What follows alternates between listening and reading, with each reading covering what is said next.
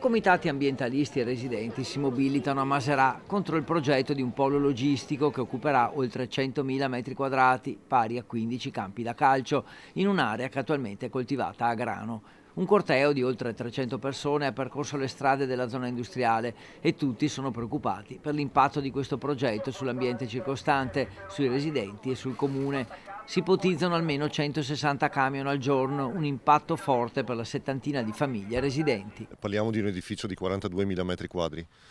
Per intenderci, Prato della Valle potrebbe essere completamente contenuto al suo interno, un'altezza che varierà tra i 15 e i 18 metri e una cementificazione totale di circa 100.000 metri quadri, quindi 15 campi da calcio. Noi non contestiamo l'utilizzo dell'area, sappiamo che è un'area edificabile, ma nel frattempo, negli ultimi 20 anni, si è permessa la costruzione anche di edifici residenziali. Qui vivono in questa zona ormai una sessantina di famiglie. L'appello è all'amministrazione comunale di Maserà perché intervenga fermando il progetto, ma anche alla regione. I comitati ricordano che in Veneto ci sono 11.000 capannoni abbandonati e che per consumo di suolo Padova è la prima provincia del Veneto e la regione la seconda d'Italia. Il progetto non è passato in Consiglio Comunale, è stato adottato in maniera unilaterale dalla Giunta, non è stata fatta menzione, noi l'abbiamo saputo in campagna elettorale da un cittadino, quindi a maggio 2023. Adesso aspettiamo il responso della Regione, c'è la valutazione ambientale strategica, ci auguriamo che da lì emergano tutte le criticità legate alle matrici ambientali.